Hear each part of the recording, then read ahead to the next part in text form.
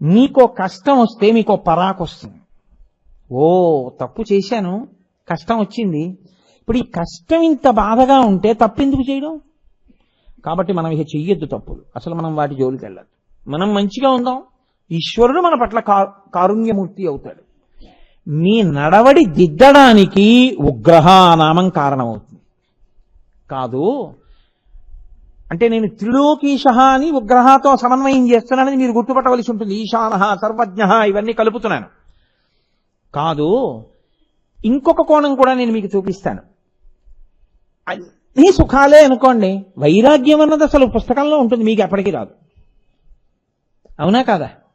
ఎవడండి అన్ని సుఖాలే ఉండగా అబ్బే ఈ సుఖాలా, ఈ సుఖాలు ఎందుకండి, ఈశ్వరుడు శాశ్వతం అండి, ఇవి మాకు వద్దండి అని వాడు వెళ్ళిపోతాడని మీరు అనుకుంటున్నారా?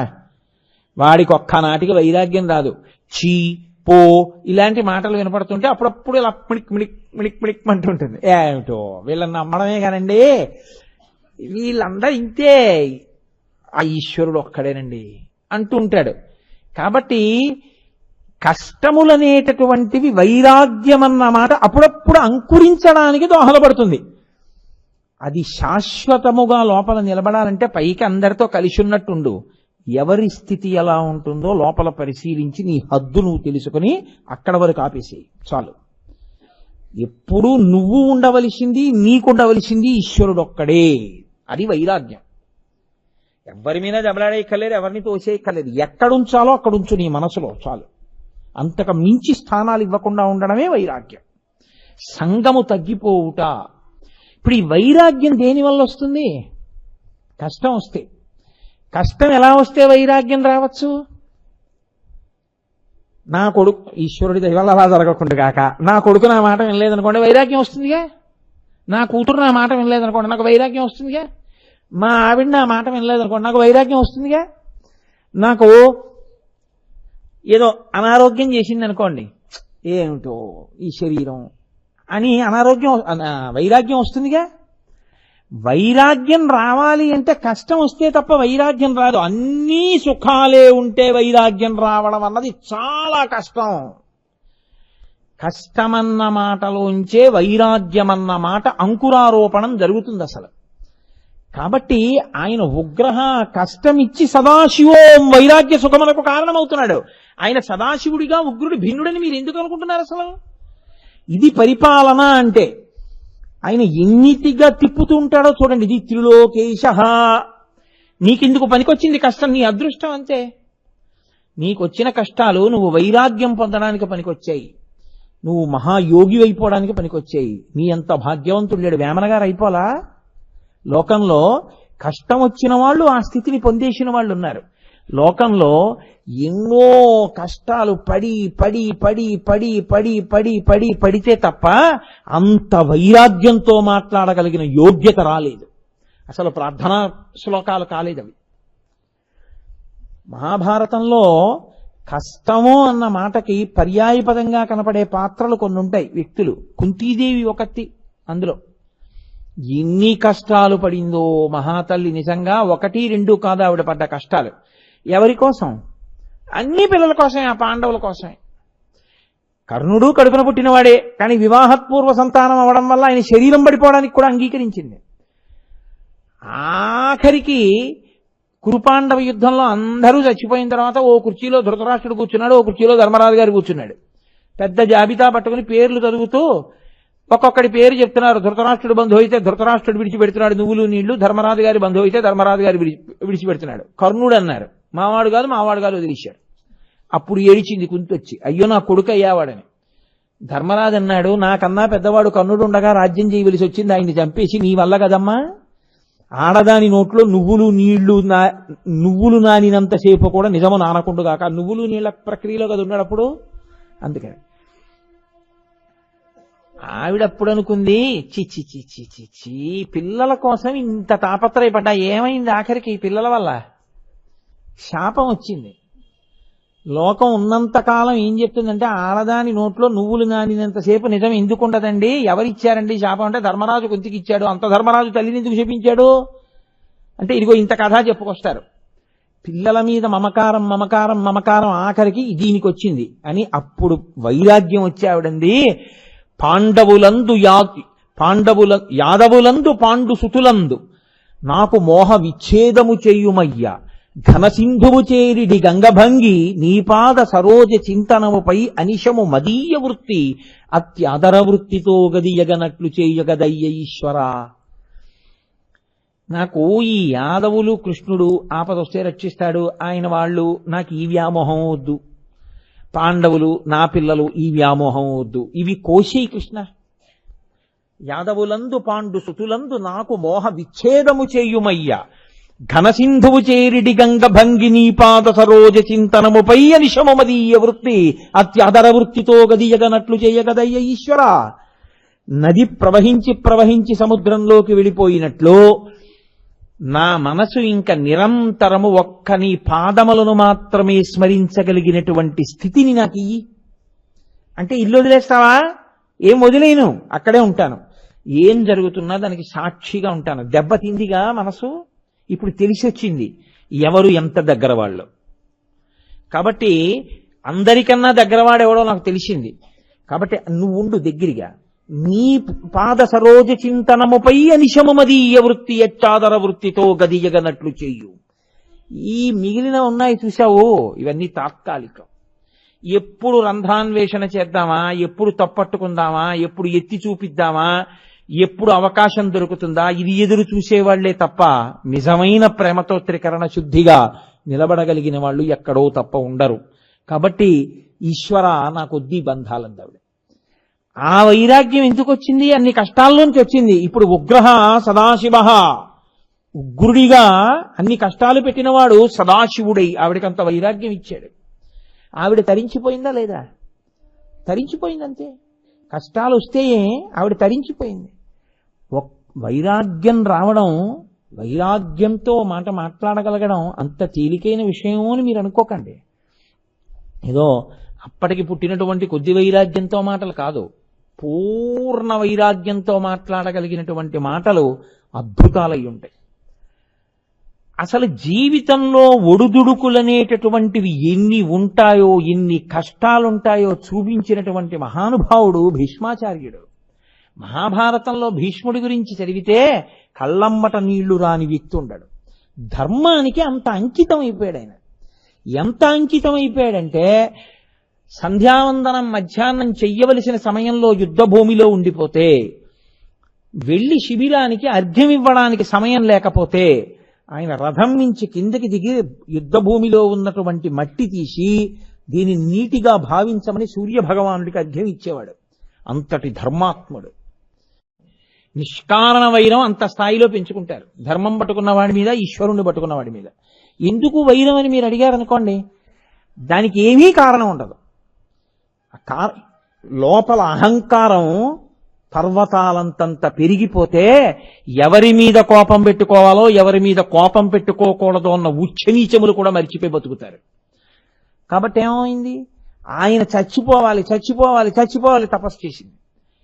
ఆవిడ నాకు మోక్షం రావాలని చేస్తుంటే ఏమయ్యేదో ఇంతమంది దర్శనానికి. ఎంత కక్షో చూడండి ఒక్కొక్కళ్ళది. శివుడే ప్రత్యక్షమయ్యాడు. ఏం కావాలన్నాడు? భీష్ముడు చచ్చిపోవాలి, నా చేతిలో చచ్చిపోవాలి, పగ. ఆయన అన్నాడు, ఒక్కనాటికి జరగదు, నువ్వు చంపలేవు, ఈ శరీరంతో కుదరదు, వచ్చే శరీరంతో రా, చంపుదువు కాని అన్నాడు. అంతే. తనంత తాను పడిపోయే వరకు ఓర్చలేకపోయింది, యోగాగ్నిలో వదిలిపెట్టేసింది. వదిలిపెట్టేసి అంబ శిఖండి అయి పుట్టింది. ఆడదై పుట్టి మొగాడిగా మారి అర్జునుడు రథం మీద ముందు నుంచి భీష్ముడు అస్త్ర సన్యాసం చేస్తే బాణాలు వేసి చచ్చిపోవడానికి కారణమైంది. ఒక ధర్మాత్ముడు నేల పడిపోయాడంతే కక్షకి. ఎన్ని కష్టాలు పడ్డాడండి. ఎవరు నువ్వు రాజ్యం రాకూడదని పెళ్లి చేసుకోవద్దన్నారో ఆ తల్లే పిలిచి వంశాంకురం లేదు పెళ్లి చేసుకోమంది. అమ్మా ప్రతిజ్ఞ చేశానమ్మా, నేను చేసుకోకూడదమ్మా అన్నాడు. కష్టపడ్డాడు, తరతరాలు కిందకి తీసుకొచ్చాడు, పెంచాడు, పెద్ద చేశాడు, విద్యాభ్యాసం చేయించాడు. కళ్ళ ముందు కొట్టుకుంటుంటే, దెబ్బలాడుకుంటుంటే, అధర్మం జరుగుతుంటే చెప్పలేక ఉండలేక కురుక్షేత్రంలో యుద్ధానికి వచ్చి సర్వసైన్యాధిపతి అయి ధనస్సు పట్టుకు నిలబడితే అంతమంది కొడుకులు, ఆయనకి తెలియని బంధుత్వం లేదు. ఎవడికి శుభలేఖ రాయాలన్నా ఆయన్ని అడగాలి. పెద్దలు నిర్ణయించినారుగానా అంటే అప్పుడు భీష్ముడు ఒకడే. అటువంటి పెద్దరికం, అటువంటి మహానుభావుడు ఆ వయస్సులో గడ్డాలు నెరిసిపోయి, జుత్తు నెరిసిపోయి ధనస్సు పట్టుకుని నిలబడితే స్వచ్ఛంద మరణం ఉన్నవాడు అప్పుడు కూడా ఎవడు చంపలేడు. తనని చంపలేడు, కానీ తాను చంపాలంటే తను అల్లారముద్దుగా పెంచినటువంటి మనవలు అంతమంది కొట్టుకుని ఎదురుగుండా నిలబడితే, వీళ్ళకి జ్ఞానం రాలేదురా, ఈ రాజ్యం కోసం ఇలా కొట్టుకుంటున్నారు, వీళ్ళని నేను చంపవలసి వస్తోంది క్షాత్రధర్మానికి, క్షత్రియుడిగా నా ధర్మం పాటించవలసి వస్తోందని కోదండం పట్టుకున్నప్పుడు ఎంత బాధపడుంటాడో మీరు ఆలోచించండి. ఎంత దెబ్బతిందో ఆయన మనసు, ఎంత కష్టపడిందో ఆయన మనసు. ఆ మహానుభావుడు అంత అలిసిపోయి యుద్ధం చేసి రాత్రి శిబిరానికి వెళ్ళి, భార్య ఏమైనా నా కాళ్ళు పట్టడానికి ఓ గోధుమ రొట్టి తినండి అనడానికి అది కూడా లేదుగా, శపథం చేశాడుగా మహానుభావుడు. వెళ్ళి శిబిరంలో పడుకుందాం అనుకుంటుంటే పాండవులు వచ్చారన్నాడు. వాళ్ళు వచ్చారా, రమ్మనండి అన్నాడు. మనవల మీద ప్రీతి, రమ్మనండి అన్నాడు. తాత ఏమనుకోక ఎలా చచ్చిపోతావు అని అడిగాడు ధర్మరాజు. ఊరే నువ్వు ఇది అడిగావురా అన్నాడు. ఇన్ని కష్టాలు కూడా ఆఖరికి చెప్పాడు, శిఖండిని పెట్టు కొట్టేయిందిరా చచ్చిపోతానన్నాడు. శిఖండిని పెట్టుకుని అంగుళం ఖాళీ లేకుండా కొట్టేశాడు. డుళ్ళి కింద పడిపోయాడు. ఆ బాణములతో ఉన్నటువంటి శయ్య మీదే పడుకుని ఉంటే నెత్తురంతా కారిపోతుంది. మీరు శాంతి పర్వం చదవాలి మహాభారతంలో. నిజంగా అయ్య బాబో ఏమి భీష్ముడు అనిపిస్తుంది. అక్కడ యుద్ధ భూమిలో పడిపోయి ఉన్నాడు. ఉప పాండవుల్ని చంపేశారు. ఎవరు? అప్పటికి దుర్యోధనుడు కూడా చచ్చిపోయాడు. దుర్యోధనుడు ఇంకా చచ్చిపోయాడంటే తొడలు విరిగి పడిపోయి ఉన్నాడు. అటువంటి స్థితిలో శత్రువన్నవాడు లేని సమయంలో అశ్వత్థామ ఒక్కడు వెళ్ళి ఉప పాండవులందరినీ చంపేశాడు. ఈ వార్త అంపశయ్య మీద పడుకున్న భీష్మాచార్యుల వారికి చెప్పారు. నేను ఆ ఒక్క పద్యం జ్ఞాపకం ఉంటే చాలండి, జీవితంలో ఎవరిని ఎక్కడ ఉంచాలో మీకు వచ్చేస్తుంది. ఆయన అన్నాడు, రాజట ధర్మజుండు, సురరాజసుతుండట ధన్వి, సారథి సర్వభద్ర సంయోజకుడైన చక్రియట, ఉగ్రగదాధరుండు భీముడయ్యాజికి తొడువచ్చునట, ఆపద కల్గుటకేమి చిత్రమో అన్నాడు. ఎంత పెద్ద మాట అండి. ఊరే దుర్యోధనాదులు బతికుండగా చంపేశారంటే అర్థం ఉందిరా. ఇప్పుడు లేరు దుర్యోధనాదులు. రాజట ధర్మజుండు, ఇప్పుడు రాజు ధర్మరాజే మొత్తం మహీమండలానికి అంతటికి. సురరాజసుతుండట ధన్వి, దేవేంద్రుడు కొడుకు అర్జునుడు గాంధీవం పట్టుకుని ఉంటాడు. వాళ్ళకి ఎప్పుడూ రక్షణ చేసే సారథి సర్వభద్ర సంయోజకుడైన చక్రియట, అందరి భద్రత చూడగలిగినటువంటి మహాపురుషుడైన కృష్ణ భగవానుడు, ఉగ్రగదాధరుండు భీముడయ్యాజికి తోడువచ్చునట. ఎప్పుడు ఉగ్రంగా గద తిప్పేటటువంటి భీమసేనుడు ఆ అర్జునుడికి తోడుగా ఉంటాడు. అటువంటి వాడి కొడుకుతో సహా 5 పాండవుల కొడుకుల్ని ఒక్క రాత్రి ఈ సమయంలో ఏ శత్రువులు లేని సమయంలో చంపేశారంటే ఏమనుకోవాలరా. అసలు అంతమంది బతికున్నప్పుడు వాళ్ళ జోలికి వెళ్ళిన వాళ్ళు లేరు, అందరూ చచ్చిపోయారనుకున్నప్పుడు 5గురిని ఒక చంపేశాడా శిబిరాల్లోకి వెళ్ళి, పాండవుల శిబిరంలోకి. ఇది కదా ఈశ్వరుడంటే, ఇది కదా ఆపదంటే అన్నాడు ఆయన. ఆపద కల్గుటకేమి చిత్రమో, అది పరిపాలన అంటే. ఆయన అనుకున్నాడా 5 పాండవుల్ని ఓఘోవతి నది ఒడ్డుకి తరలించాడు. ఉప పాండవులు ఉండకూడదనుకున్నాడు, అంతే తీసేశాడు. పరీక్షిత్ బతకాలనుకున్నాడు, కడుపులో ఉన్నవాడిని బ్రహ్మాస్త్రానికి పిల్లాడికి మధ్యలోకి వెళ్ళి రక్షించాడు. అది ఆయన పరిపాలన అంటే. ఆయన ఏదైనా చెయ్యగలడు. ఏదైనా చెయ్యగలిగినటువంటి పరమాత్మ ఉగ్రహ. నేను మళ్ళీ మళ్ళీ చెప్తున్నాను, ఎందుకు చెప్తున్నానో తెలుసా అండి? సదాశివనామానికి ముడి. ఆయన కోపంగా ఉన్నాడు, ఆయన కోపంగా ఉంటాడు, కోపంగా ఉన్నవాడు ఉగ్రుడు అన్న మాట మీరంటే అది అర్థం లేని మాట. అప్పుడు ఆయన కూడా ఒక వ్యగ్రతకి వశుడైపోయాడని గుర్తు కాదు. ఆయన ఎప్పుడూ సదాశివోం. మరి వ్యగ్రత ఎందుకు పొందినట్టు? అనేక కారణములు. మీ పాపములు తీసి మిమ్మల్ని దగ్గరికి చేర్చుకుని సదాశివోం. సుఖములే ఉంటే వైరాగ్యం రాదు కాబట్టి కష్టమిచ్చి సదాశివోం కాదు. భక్తుడైన వాడి మీద వస్తున్నటువంటి ఉపద్రవముల మీద కోపంతో ఉండి రక్షణ కలిగినటువంటి సదాశివోం. వైరాగ్య సుఖమును ఇవ్వగలిగినటువంటి కోపము కలిగినటువంటి ఉగ్రస్వరూపమైన సదాశివోం. ఇప్పుడు మీకు ఉగ్రహ నామం దూరం పెట్టవలసిందా, మీరు కౌగిలించుకోవలసిందా? మీరు కౌగిలించుకోవలసిన నామం. కుంతీదేవి అడిగినట్టు అడగవలసిన నామం. ప్రతిరోజు మనస్ఫూర్తిగా చెప్పవలసినటువంటి నామం. అంతేగాని ఉగ్రహ అంటే కోపంగా ఉన్నవాడు అంటే అసలు ఎవరితో ఎందుకు చదవాలి? అది ఎందుకు చదవడం కాదు. ఉగ్రహ సదాశివ, ఇది మీరు తెలుసుకోవాల్సి ఉంటుంది. అదే స్వామి వాయువు మీద అధిష్టాన దేవత. అది గమ్మత్తు. ఆయన కేవలం కోపం ఉన్నవాడైతే వాయువుకి అధిష్టాన దేవత ఎందుకు అవుతాడండి? వాయువు ఎవరు? శాస్త్రముల యందు వాయువు ఆయుర్దాయకారకుడు. ఆయుర్దాయము అన్నదాన్ని దేంతో లెక్క పెడతారో తెలుసా అండి? మనమంటే ఇన్ని సంవత్సరాలు బతికాడు, ఇన్ని నెలలు బతికాడు, ఇన్ని రోజులు బతికాడు, ఇన్ని గంటలు బతికాడు అంటాం. ఈశ్వర దృష్టిలో ఆయుర్దాయము ఊపిరులుగా ఇయ్యబడుతుంది. ఇన్ని ఊపిరులు అని ఇస్తారు. అన్ని ఊపిరులు అయిపోగానే ఇక్కడే చిత్రంగా కూర్చుని గుప్తంగా లెక్క పెట్టుకుంటూ ఉంటాడు ఈశ్వరుడు. ఎన్ని ఊపిరులు తీశాడు, ఎన్ని ఊపిరులు వదిలాడు. అయిపోగానే ఆయన ఏం చేస్తాడంటే ఉత్తరయం తీసి దులిపేసుకుని బయటికి దూకేస్తాడు. ఆయన వెళ్ళిపోతే అనాహతము, ఆపబడని గంట ఆగిపోతుంది. ఆగిపోగానే శివం శవం నేల మీద పడిపోతుంది. కాబట్టి వాయువే ఆయుర్దాయకారకుడు. నమస్తే వాయో త్వమేవ ప్రత్యక్షం బ్రహ్మాసి అని మనకి వేదం ఆయన్నే స్వయంగా పరబ్రహ్మంగా చెప్తోంది. అందుకే వాయులింగంగా శ్రీకాళహస్తిలో ఉంటాడు. నేనే వాయువుగా ఉన్నాను, ఆయనే ఆయుర్దాయకారకుడు. కాదు కాదు, కేవలము ఆయుర్దాయకారకుడు అని నేను అన్నాను అనుకోండి, ఒక కామ్య ప్రయోజనము దగ్గర కట్టుబడిపోతాం మనం. కాదు, అసలు వాయువు యొక్క గొప్పతనం ఏమిటో తెలుసా అండి? ఆయన స్వాధ్యాయ వషట్కారో న క్రియాం. ఆయన కానీ లేడనుకోండి లోకంలో, స్వాధ్యాయము వషట్కారము రెండూ ఆగిపోతాయి. ఈ రెండూ ఆగిపోవడం కాదు, నిష్క్రియాం. ఆయన కాని లేకపోతే కార్యములన్నీ ఆగిపోతాయి. కార్యములన్నీ ఆగిపోవడం కాదు, ధర్మచక్రము నిలబడిపోతుంది. ఇది వాయువు యొక్క గొప్పతనం. అది ఉగ్రహ అన్న నామంతో ఆయన నడిపించేటటువంటి పరిపాలన చేసే తీరు. స్వాహాకారం, స్వాధ్యాయం, వషట్కారం అంటే ఏంటి? స్వాధ్యాయం అంటే గురువు గారి దగ్గర వేదం నేర్చుకోవడం. వేదం నేర్చుకునేటప్పుడు స్వరం ప్రధానం. ఉదాత్త, అనుదాత్త, స్వరిత స్వరం ఉంటుంది. ఆ స్వరంతో మంత్రం చెప్పాలి అంటే ఏది ఆధారం? ఊపిరే ఆధారం. వాయువే వాక్కుగా మారుతుంది. ఇప్పుడు నేను ఉపన్యాసం చెప్తున్నాను అంటే ఏది మారుతోంది వాక్కుగా? నాలో తిరుగుతున్న, మస్తిష్కంలో తిరుగుతున్న అనేకమైన ఆలోచనలు ఒక వరుస క్రమంలో ఒకదాని తర్వాత ఒకటి, ఒకదాని తర్వాత ఒకటి బయటికి రావాలి శబ్దంగా. అంటే మూలాధార చక్రం దగ్గర నుంచి కదిలినటువంటి వాయువు ఇలా పైకొచ్చి సహస్రారం దగ్గరికి వెళ్ళి పైకి వెళ్ళడానికి చోటు లేక వెనక్కి తోసివేయపడితే మళ్లీ వచ్చి నా నోట్లోకి వస్తే, నోట్లోకి వచ్చినటువంటి వాయువుని నాలుక అనేక చోట్ల కదులుతూ నొక్కితే నొక్కబడినటువంటి వాయువు సొట్టలబడి అక్షరములై, అక్షరములు పదములై, పదములు వాక్యములై, వాక్యములు నాలో ఉన్న భావాన్ని పట్టుకుని నాలోంచి పైకొచ్చి శబ్దంగా మీ చెవుల్లోంచి మీలోకి వెడితే నాలో ఉన్న భావం మీలోకి అందుతోంది.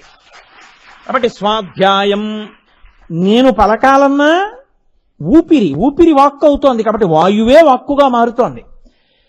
మీరు వినాలన్నా అదే ప్రధానం. మీరు అని తీస్తుంటే కదా అసలు వింటాం. అది ఆగిపోతే వింటాం ఏంటి? అది లేదుగా ఇహ.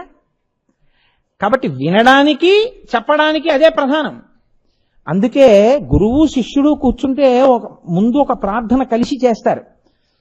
సహనావతు సహనౌ భునక్తు సహ వీర్యం కరవావహై తేజస్వినావధీతమస్తు మా విద్విషావహై. నేనేది చెప్తున్నానో అది శిష్యుడికి అర్థం అవ్వాలి. శిష్యుడు ఏమనుకుంటున్నాడో నాకు తెలియాలి. అలా పరబ్రహ్మమా మమ్మల్ని అనుగ్రహించని కలిసి ప్రార్థన చేసి మొదలు పెడతాడు. కాబట్టి ఆయన వాయుమూర్తిగా ఉండకపోతే లోకంలో అసలు వేదము చదువుకోవడము లేదు, వేదం పలకడము లేదు, వేదం చెప్పడము లేదు. అక్కడతో అయిపోయిందా? వేదం నువ్వు చదువుకోకపోవచ్చు, కానీ నీకు వర్షం కావాలి, ఒక యజ్ఞం చెయ్యాలి. నీకు ఒక ప్రయోజనం నెరవేరాలి, ఒక హోమం చెయ్యాలి. నీకు శత్రుభయం వచ్చింది, ఓ చండీ హోమం చెయ్యాలి. నీకు చదువు కావాలి, ఒక సరస్వతి హోమం చెయ్యాలి. నీకు విఘ్నాలు పోవాలి, ఒక గణపతి హోమం చెయ్యాలి. ఇప్పుడు ఈ హోమం చెయ్యాలంటే నీకు మొదట వేదం చెప్పేవాడోడు ఉండాలి, మంత్రం చెప్పేవాడు అక్కడ కూర్చోవాలి బ్రహ్మస్థానంలో. ఇప్పుడు ఆయన కూర్చుంటే కదా నువ్వు క్రతువు చేయడం, ఆయన మంత్రం చెప్తే కదా. ఆయన మంత్రం చెప్పాలంటే వాయువు ఉండాలా వద్దా? లేకపోతే ఆయన ఎలా చెప్తాడు మంత్రం? ఆయనలోకి ఊపిరి ఎడితే కదా చెప్పడం. వాయు చలనము లేకపోతే అసలు మంత్రం ఎలా వస్తుంది? కాబట్టి స్వాధ్యాయము లేదు, వషత్కారము లేదు, వీటితో పాటుగా నిష్క్రియ పని అన్నది లేదు. ఎందుకు లేదు చెప్పండి? పని ఎందుకు ఉండదు అంటే బయట పని లేదు అని మీరు అనుకోకూడదు. పని అంటే ఒక సమిధని ఇలా తీయడం, సమిధలు పట్టుకురావడం. ఇప్పుడు సమిధలు పట్టుకురావాలి అంటే దర్భలు పట్టుకురావాలండి. అందుకే ఆ కృష్ణ మృగంగా తిరిగినప్పుడు ఇంద్రుడు నిర్ణయించాడు ఈ భూమి మీద దర్భలు బాగా దొరకాలి అని. అందుకే ఇక్కడ దర్భలు దొరుకుతాయి. ఎప్పుడు జింకలు తిరగాలి ఇక్కడ నిర్ణయించాడు. అందుకే జింకలు తిరుగుతుంటాయి ఇక్కడ ఎక్కువ, వేదభూమి కనుక ఇది. కాబట్టి ఇప్పుడు మీరు దర్భ పట్టుకురావడానికి వెళ్ళాలంటే ఏం చేయాలి? శరీరం కదలాలా? దర్భ తెచ్చుకోవాలంటే శరీరం కదలాలంటే ఏం చేయాలి? వేళ్ళు ఇలా ఇలా వంగాలి, ఈ పాదం ఇక్కడ వంగాలి, మళ్ళీ మోకాలి దగ్గర వంగాలి, మళ్ళీ ఈ కటి భాగం దగ్గర వంగాలి, ఈ చేతులు ఇలా కదలాలి, ఈ చెయ్యి ఇలా ఈ 3 వేళ్ళు కదిలి పట్టుకోవాలి. ఇలా ఎడం చేత్తో పట్టుకుంటే కుడి చేత్తో దాన్ని కింద కొయ్యాలి. ఈ కదలికలన్నింటికి క్రియలని పేరు. ఈ కదలికలన్నీ ఉంటే మీరు ఏమైనా పట్టుకొస్తారు, ఏదైనా చేస్తారు. తినడం దగ్గర నుంచి, కూర్చోవడం దగ్గర నుంచి, పడుకోవడం దగ్గర నుంచి ఏ కదలిక ఉండాలన్నా ఇవన్నీ ఇలా కదలాలి. ఇవి ఎందుకు కదులుతాయో తెలుసా అండి? ఇలాగా వాయువుకి ఒక లక్షణం ఉంది, అశరీర. ఆయనకి శరీరం ఉండదు వాయువుకి. శరీరం లేకపోయినా ఆయన ఏం చేస్తుంటాడంటే ప్రతి శరీరములోకి వెళ్ళి ఆయన శరీరములను పరిపాలన చేస్తుంటాడు. అది ఆయనకున్న గొప్పతనం. అది పరిపాలన. త్రిలోకీశ అన్న మాటకి ఉగ్ర శబ్దంతో అన్వయం అక్కడ వస్తుంది. ఆ వాయువు లోపలికి వెళ్ళాడనుకోండి, లోపలికి వెళ్ళి ఏం చేస్తాడంటే ఆయన కదులుతాడు, లోపలంతా తిరుగుతాడు. ఆయన తిరిగితే ఇవన్నీ కూడా ఇలా ముడుచుకుని వంగి తిరిగి చేస్తాయి. ఆయన లోపల తిరగడం మానేశాడు అనుకోండి, అందుకే ఇక్కడ ఆగిపోతుంది. ఈ తీయడం ఆపేశాడు, విడిచిపెట్టడం ఆపేశాడు. అందుకే శవం 1 గంట లోపల అప్పుడప్పుడు చిన్ని పిల్లికూత శబ్దం వస్తుంది, ఉలిక్కి పడుతుంటారు. నేను ప్రత్యక్షంగా అటువంటి అనుభవానికి ఒకసారి గురయ్యాను. అదేంటి బాబాయ్ శవం పిల్లికూత కూసిందని. ఏమవుతుందంటే లోపల ఉండిపోయినటువంటి వాయువు మెల్లగా రంధ్రాల్లోంచి బయటికి వెళ్ళిపోతుంది. అది వెళ్ళిపోయి ఇంకా ఎక్కడెక్కడెక్కడో ఉండిపోయిందంతా వెళ్ళిపోతుంది. వెళ్ళిపోయిన తర్వాత లోపల గాలి తిరగదు. తిరగకపోతే ఏమైపోతుందంటే స్తంభీభూతం అయిపోతుంది, జడీభూతం అయిపోతుంది. దారుభిహి అంటారంటే, దారుభిహి అంటే కర్ర. కాలట్టుకుని ఇలా పైకెత్తారనుకోండి, కాలు ఒకటే లేవదు, మొత్తం శరీరం లేచిపోతుంది. కొయ్యి అయిపోయాడండి అంటారు. తలట్టుకుని ఇలా అన్నారనుకోండి, మొత్తం లేచిపోతుంది. దారుభిహి ఎందువల్ల అయిపోతుందో తెలుసా అండి? అశరీర శరీరస్తు వాయు చరతిపాలయన్. తనకి శరీరం లేకపోయినా వాయువు శరీరంలోకి వెళ్ళి పరిపాలన చేస్తాడు, కదుపుతాడు. ఇలా వంగడానికి, తిరగడానికి, ఇవన్నీ వంగడానికి, కీళ్లు వంగడానికి, ఇలా మెడ తిరగడానికి వాయువు లోపలికి వెళ్ళి తిరగడమే కారణం. ఆ వాయువు తిరగడం ఆగిపోయిందనుకోండి, అంతే స్తంభీభూతం అయిపోతుంది. 1,000,000 మంది వైద్యులు కూడి వచ్చిన కాని మరణమయ్యడి వ్యాధి మాన్పలేరు. లక్షాధికారైన లవణమన్నమే కాని మెరుగు బంగారంబు మింగబోడు. అంతే, ఆయన ఆగిపోయాడు అనుకోండి. ఇది దారుభిహి, ఇది కర్రలా. ఇలా ఎత్తితే ఇలా నించుంటుంది, ఇలా పడేస్తే ఇలా పడిపోతుంది, ఇలా తిప్పితే ఏదో ఓ ఉండ తిరిగినట్టు తిరుగుతుంది, మొత్తం తిరిగిపోతుంది. ఇప్పుడు క్రియ ఎలా జరుగుతుంది? వాయువు లోపలికి వెళ్ళి బయటికి రాలేదు, వాయువు తిరగడం మానేసింది. ఇప్పుడు ఎవరు కదులుతారు చెప్పండి నాకు? ఎక్కడున్న వాళ్ళు అక్కడే ఉండిపోతారు. అదే జరిగింది ఉత్తరాఖండలో, రామాయణంలో. హనుమ కింద పడిపోతే వాయువు చలనము నాపేశారు, సమస్త భూతములు జడీభూతములు అయిపోయి. కాబట్టి ఇప్పుడు కదలికలన్నీ ఆగిపోతాయి ఆయన లేకపోతే. ఇన్ని కదలికలు ఉన్నాయి అంటే ఆయన వలనని. ఆయనే పరిపాలన చేసి కదుపుతున్నాడు. నేను ఈ ఉపన్యాసం చెప్తూ ఇలా అన్నానంటే ఆయనే.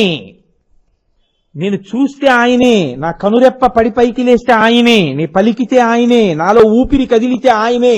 ఆయన్ని ఎక్కడ చూస్తావు? ఆయన నిరంతరము నీ ఎందుకు కదులుతున్నాడు. ఆయనే కదలకపోతే నీకు కదలిక లేదు. అది ఉగ్రహ. ఇప్పుడు చెప్పండి, అది కోపమా అనుగ్రహమా? పరిపాలనలో పరిపాలనే అయింది. అది త్రిలోకేశ.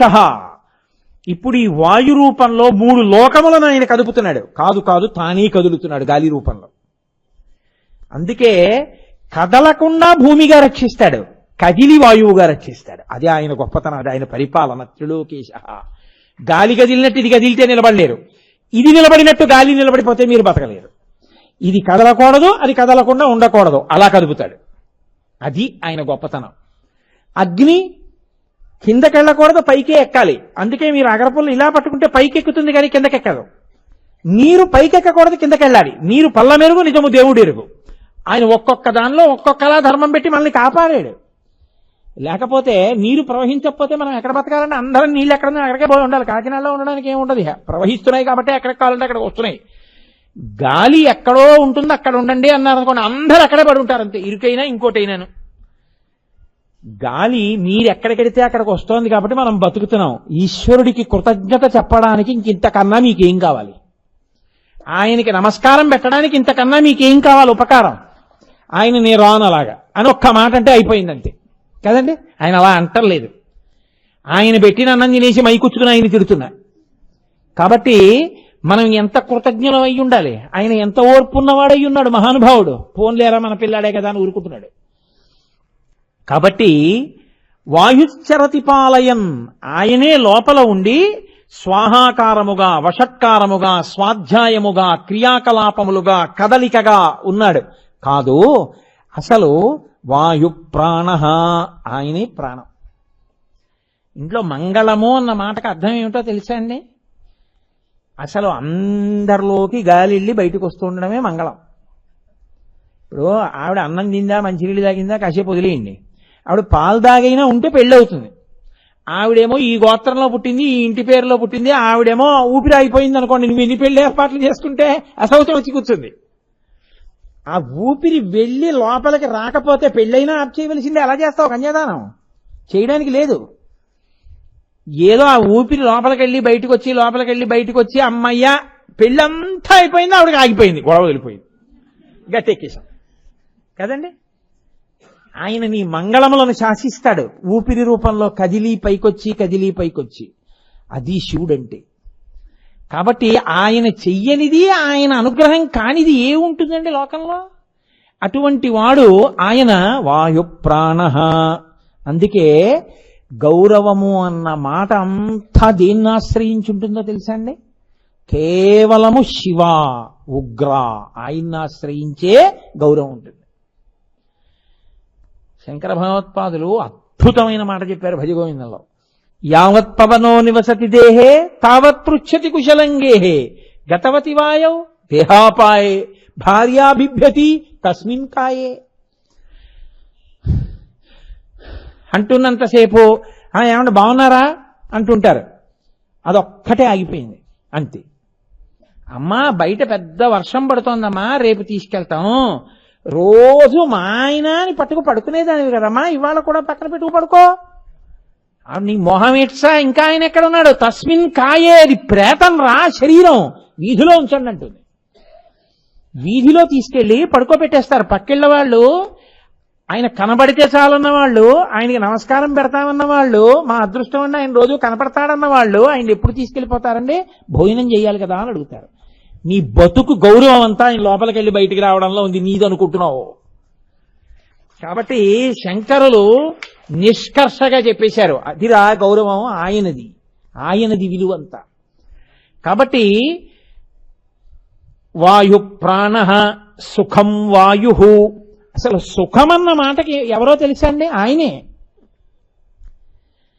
అక్కడ మంచి అన్నం పెట్టారు అని ఆయాసం వస్తుంది, ఏమి నువ్వు తినేది? సెకండ్ ఏసీలోకి ఎక్కావు, ఓ ముక్కు కారిపోతోంది, ఆయాసం, ఏమి నువ్వు అనుభవించేది? ఊపిరే అందట్లేదు, ఇంకేమిటి సుఖం? ఎంతో ఉక్కబోస్తోంది, విసినికర్ర ఎత్తి విసిరారు, అమ్మయ్యా అన్నావు. వాయువే సుఖం, ఇదెందుకు లేకపోతే నాకు? అది ఉంటే కాస్త వీడు ఏమైనా గట్టిగా చెప్తారు, 4 మాటలను కలిపి పెట్టారు. అదే ఈశ్వరుడు. చూడండి ఆయన అనుగ్రహం. శక్తి లోపల ఉన్న విద్యుత్తు కదులుతోంది కాబట్టి మా అమ్మ, అరే నా గురించి చెప్పడానికి వచ్చాడని నా తల్లిదండ్రులు నన్ను సేవిస్తున్నారు. ఎవరి గురించి నేను చెప్తున్నానని మీరు అనుకుంటున్నారో వాళ్లే నన్ను సేవించి నాతో చెప్పిస్తున్నారు ఫ్యాన్ రూపంలో. అది ఆయన అంతకి దిగిపోతాడు. కాబట్టి లేకపోతే అందులోంచి గాలి రాబట్టి కదూ చెమట పట్టకుండా 4 మాటలు చెప్పగలుగుతున్నాను. లేకపోతే ఈ పాటికి లాల్చి ఇలా ఇలా ఇలా ఇలా అనుకుని ఇలా ఇలా ఇలా 10 మాటలు వాచి చూడడం. కాబట్టి సుఖం వాయు, వాయు ప్రాణ సుఖం వాయు. అటువంటి వాయువు కానీ లేదనుకోండి, అసలు ఆ వాయువునందే ఈ లోకమంతా ప్రతిష్ఠితమయ్యుంది. ఆ వాయువే లేకపోతే ఉత్తర క్షణంలో లోకమంతా శవమైపోతుంది.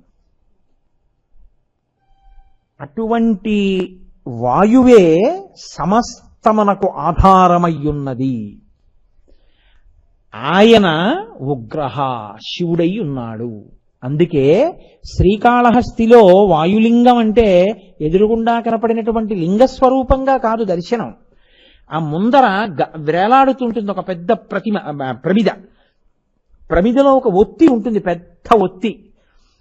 అన్ని దీపాలు నిశ్చలంగా అలా నిలబడి వెలుగుతుంటే అదొక్కటే రెపరెపరెపరెపలాడుతుంటుంది. మీరు అక్కడ ఏ గాలి ఏమి ఉండదు. మరి గాలి ఉంటే పక్క దీపం కూడా రెపరెపలాడాలిగా.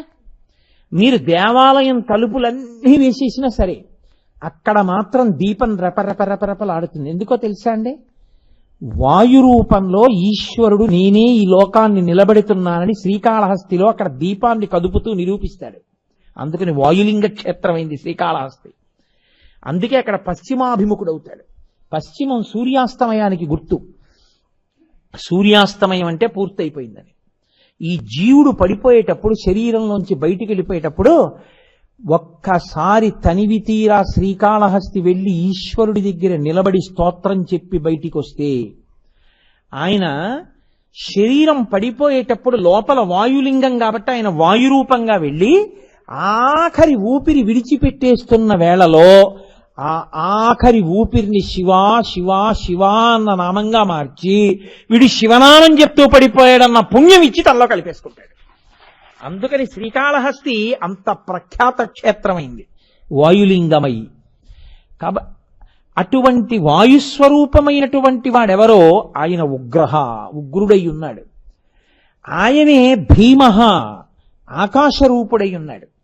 అందుకే మనం త్రిలోకేశ అని ఉగ్రహ భీమః ఈ నామాలన్నీ చెప్తున్నాం కదా. అందులో హరహ ఆయనే ఇది తెలుసుకోకుండా బతికేసి మళ్ళీ పుట్టి మళ్ళీ పుట్టి మళ్ళీ పెంచి మళ్ళీ పుట్టి మళ్ళీ చచ్చి మళ్ళీ పుట్టి మళ్ళీ చచ్చి ఇంకా ఉపాధిలో తిరగడం తప్ప ఎప్పటికీ తన జ్ఞానం రానివాణ్ణి తానే పొందేస్తాడు. కాబట్టి హరహ ఈ లోకాలన్నిటినీ తుడిచేసి తనలో కలిపేస్తాడు. కాదు, హరహ అన్న నామం ఎంత గొప్పదో తెలుసా అండి?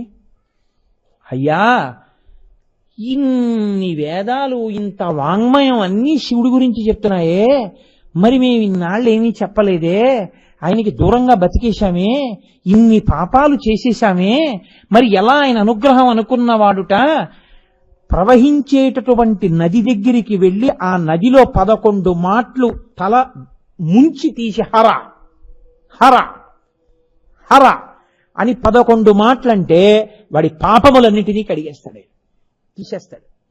అందుకే ఇంకేమీ అందరూ శివనామంలో భోజన కాలే శివనామస్మరణే హర హర మహాదేవ శంభో శంకర అంటారు. హర హర 2 మాటలు అంటారు.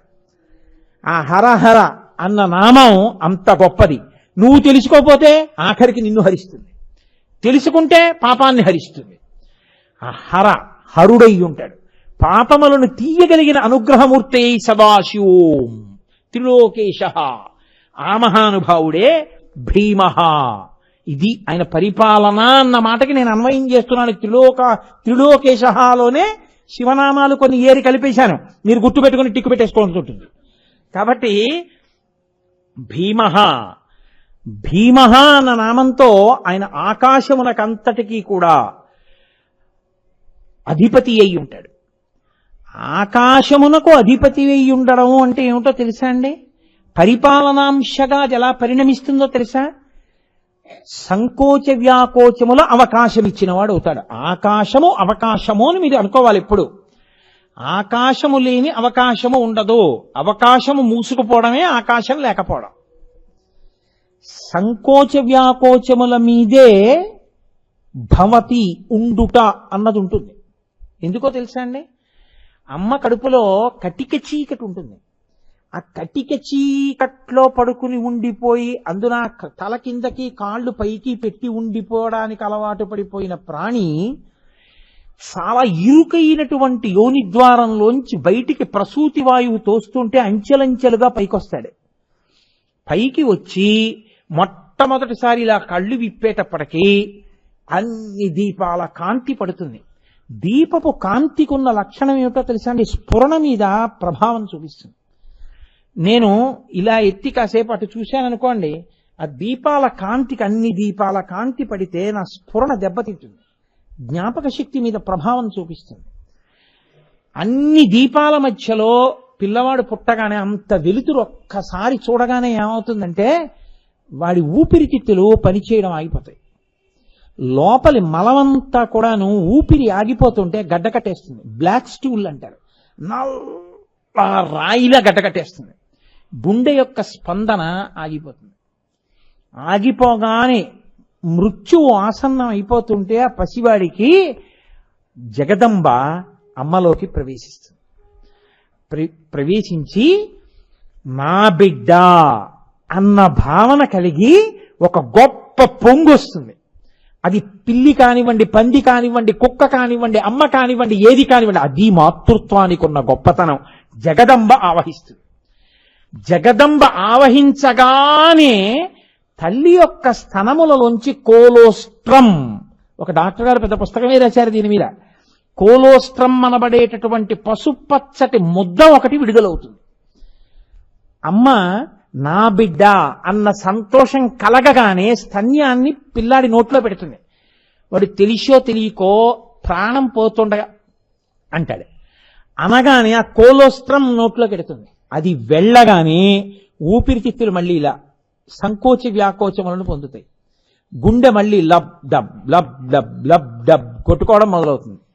ఈ ఊపిరి మళ్ళీ అందుకోగానే లోపల శరీరానికి బాధ పెట్టేస్తూ గడ్డ కట్టేసినటువంటి నల్లటి మలాన్ని ఈ కోలోస్ట్రం బయటికి తోసేస్తుంది. బ్లాక్ స్టూల్ బయటికి వెళ్ళడానికి, ఊపిరితిత్తులు కదలడానికి, గుండె కొట్టుకోవడానికి కోలోస్ట్రం కారణం అవుతుంది. అటువంటి కోలోస్ట్రంని లోకంలో సృష్టించిన వాడు సర్వేశ్వరుడు. మా అమ్మ, ఆవిడే అమ్మలోంచి వ్యుత్పత్తి బయటికి వస్తుంది. అలా ఇప్పుడు చచ్చిపోతున్నటువంటి పిల్లవాడు మళ్ళీ బతికాడు. ఆ గుండె కొట్టుకోవాలంటే గుండె పనిచేయడం మీరు ఎప్పుడైనా ఎక్కడైనా చూశారో లేదో, నేను ఒకసారి బెంగళూరులో ఒక సైన్స్ ఫేర్ లో ఒక డెమాన్స్ట్రేషన్ లో చూశాను. అది ఎలా ఉంటుంది చూపించినప్పుడు నిజంగా ఏదో గోనెగుడ్డ రంగులో దాన్ని చూస్తే నేను ఆశ్చర్యపోయాను, ఇలా ఉంటుందా ఆ గుండె అంటే అని. అది దాని కండరములు ఇలా ఇలా సంకోచ వ్యాకోచములు పొందుతుంటాయి. ఊపిరితిత్తులు ఇలా బుడగ మూసుకుని తెరుచుకున్నట్టు ఇలా మూసుకుని ఇలా తెరుచుకుంటూ ఉంటాయి. దీనికి చోటు లేదనుకోండి, ఇంకేం తెరుచుకుంటుంది? అది ముడుచుకు తెరుచుకోవడానికి, గుండె కొట్టుకు తెరుచుకోవడానికి, అన్నం తింటే కడుపు కండరములు ఈ సంచి సాగడానికి, దీనికి అంతటికీ కూడా ఈశ్వరుడు లోపల అవకాశం ఇస్తాడు. ఆ అవకాశము ఆకాశము. ఆ ఆకాశం ఉండబట్టి బతికావు. ఇది పరిపాలన. ఆ ఆకాశాన్ని మూసాడనుకోండి, ఎక్కడైనా బ్లాక్ పడిందంటారు. హార్ట్కి బ్లాక్ పడిపోయిందండి, స్టంట్ వేశారంటారు. అంటే ఆ మార్గం మూసుకుపోయింది కాబట్టి ఇంకో మార్గాన్ని ఇలా ఇస్తారు, వేరే వేసి బైపాస్ చేశారు, ఇంకో అడ్డదారి ఇచ్చారు, ఇంకో స్టంట్లోంచి ఎడుతుంది. అలా వేయడం ఆలస్యం అయితే బ్లాక్ పడింది కాబట్టి పడిపోతాడు. ఆకాశం మూసుకుంది, పడిపోయాడు. బ్రెయిన్లో బ్లాక్ పడింది అంతే. ఎక్కడో బ్రెయిన్ నెర్వ్లో బ్లాక్ పడింది, పెరాలిటిక్ స్ట్రోక్ వస్తుంది, పక్షవాతం వస్తుంది, ఎటు వచ్చిందో అటువైపు వస్తుంది. ఆకాశము బ్రతుకుటకు అవకాశము. ఊళ్ళో అన్నీ చూస్తున్నావు, నీలో ఆకాశం ఏమైనా పాడవుతోందేమో చూసుకుంటున్నావా? ఎక్కడన్నా మూసుకుపోతోందేమో? మూసుకుపోవడానికి వీలు లేకుండా నీ ఇంటి నీటి గొట్టాలు 2 ఏళ్లు పడితే నాచట్టేస్తాయి. 70 ఏళ్ళు 80 ఏళ్ళు నాచు పట్టకుండా ఇందులో రక్తం తిరుగుతూనే ఉన్న పుల్లకంపు రాకుండా ఇంత మంగళప్రదంగా దీన్ని నిలబెట్టిన వాడికి నమస్కారం చేయని వాడు కృతజ్ఞుడు కాదండి. వాడు భీమః. వాడు ఆకాశరూపుడై ఉన్నాడు. ఇక్కడ బయట వాడు అంతటా ఉండి అన్నినీ తనలో పెట్టుకున్నాడు. బయట తాను కవచంగా ఉండి అన్ని తనలో ఉంచుకున్నాడు. ఇప్పుడు ఈ వేదిక, ఈ భూమి, ఈ గుళ్ళు, ఈ గోపురాలు, మనము అందరం ఆయన బొజ్జ ఆకాశంలో ఉన్నాం. ఉండడానికి అవకాశం ఇచ్చాడు. ఓ ఇంట్లో ఉంటే చూడండి, ఉండడానికి అవకాశం ఇచ్చారండి ఆయన అన్నాం. నాకు అవకాశం ఇచ్చినందుకు కృతజ్ఞతలు అంటాం. అసలు అవకాశం ఇచ్చిన మొదటి ఆకాశ రూపుడు ఆయనే. అలా అందరికీ అవకాశం ఇచ్చిన వాడిని ఏమని చూపిస్తావు? నువ్వు ఏమీ చూపించకుండా గోడ మీద మ్యారేడ్ దళాలు వేసేసి ఇదే చిదంబరలింగం అని నమస్కారం చేయిస్తారు. ఇన్ని కదలికలకు ఆయన అవకాశం ఇచ్చాడు. అందుకే చిదంబరంలో నటరాజస్వామిగా ఉంటాడు. చిదంబరంలో నటరాజు అనడానికి కారణం అది. కాబట్టి ఆయన భీమః, హరః, రుద్రః, ఉగ్రః, త్రిలోకేశః ఇన్ని రూపాలతో మహేశ్వరః పరిపాలన చేస్తున్నాడు. ఇది ఆయన యొక్క గొప్పతనం. ఇన్ని చేస్తూ సదాశివః. అరే వీడు నేను ఇంత ఊపిరిచ్చాను, ఇంత అవకాశం ఇచ్చాను, వీడు నాకు నమస్కారం కూడా పెట్టడేమిరా? వీడు తినేస్తుంటే పొట్ట సాగాలి. సాగడం మానేసింది అనుకోండి, ఇంకేం తింటావు? ఇది సాగాలి. కడుపు సంచి అందుకే సాగుతుంది. అది అది కడుపు ఒక సంచి. ఆ సంచి సాగే గుణంతో ఉంటుంది. లేకపోతే ఎక్కువ తినేసినప్పుడు కొంచెం పొట్ట ఇలా వస్తుంది, మళ్ళీ ఖాళీ అయిపోతే వెనక్కి వెళ్ళిపోతుంది. సంకోచ వ్యాకోచములు ఉంటాయి కండరాలకి. జీర్ణక్రియ యందు చర్నింగ్ అంటారు. చర్నింగ్ అంటే ఈ చూశారు, కవ్వం పెట్టి చల్ల చేస్తారు. అలా లోపల ఉన్న కడుపు కండరాలు చల్ల చేస్తాయి. తిన్నదాన్ని చర్ చస్ చర్ చస్ అని ఊగుతాయి. అందుకే తినగానే మీరు ఎక్కడికైనా నడిస్తే ఇక్కడ నొప్పి వస్తుంది. రక్తం అంతా ఇక్కడ అవసరం అవుతుంది పని చేయించడానికి. మీరు నడిస్తే కాళ్ళకు కొంత వెళ్తే ఇక్కడ నొప్పి వస్తుంది. రక్తం తక్కువైంది, లోపల పదార్థం జీర్ణం చేయలేదు. మీరు కూర్చుంటే ఆ రక్తాన్ని కూడా ముచ్చుకుని జీర్ణం చేసేస్తుంది. మీరు బయట ఉన్నది అది వేరు, మీరు వేరు. మీరు పుచ్చుకున్నాక అది మీది, మీరు తినేశాక మీరుగా మార్చేస్తుంది. మీరుగా అంటే నేను తిన్నది నేనుగా మార్చేస్తాను. ఇలా ఉంటే కమలాఫలం వేరు, నేను వేరు. ఇప్పుడు ఇలా నేను పుచ్చుకుంటే నాది, నేను తినేస్తే నేను. చేసేసేవాడు శివుడు. ఆయన ఆ పిప్పిని వదిలించేస్తాడు, దాన్ని నేనుగా మార్చేస్తాడు. ఇప్పుడు కమలాఫలం ఏది? నేనైపోయింది. ఇది చేయించగలిగిన ప్రజ్ఞారూపుడు ఆకాశరూపుడు భీముడు. కాబట్టి అటువంటి మహానుభావుడు ఆయన ఇన్ని నామాలతో ఏం చేస్తున్నాడు? ఆయన త్రిలోక పరిపాలన చేస్తున్నాడు. మనతో యజ్ఞం చేయించి హవిస్సులు దేవతలకు ఇస్తున్నాడు. మీరెళ్ళి వర్షం కురిపించండి దేవతల చేత మనకు భోగాలు ఇప్పిస్తున్నాడు. ఇంతమంది ఇన్ని ఎందుకు చేస్తుంటారు? ఆయన శాసనానికి భయపడి చేస్తుంటారు. ఇన్నిగా ఉండి పరిపాలన చేస్తుంటాడు. ఇది శివ వైభవం అంటే, ఇది మహానుభావుడు అంటే. అందుకని ఆయన సదాశివో. తినేసి నీకు ఇంత అవకాశం ఇచ్చినా నువ్వు నమస్కరించకపోయినా ఆయన ఊరుకుంటాడు. నువ్వు ఎన్ని తప్పులతో ప్రవర్తిస్తున్నా ఆయన ఊరుకుంటున్నాడు కాబట్టి సరిపోతుంది. ఆయనే శిక్ష వేస్తే వెంటనే ఎలా ఉంటుందో చూడండి. అవకాశం అవకాశం అవకాశం ఇస్తూ ఉంటాడు ఆకాశమూర్తిగా.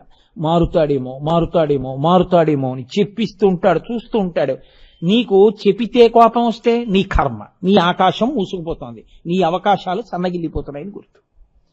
కాబట్టి ఇది శివుడంటే, ఇది మహేశ్వర వైభవం అంటే. కాబట్టి ఇవాళ నేను ఒక 5-6 నామాలు పూర్తి చేసేసాను.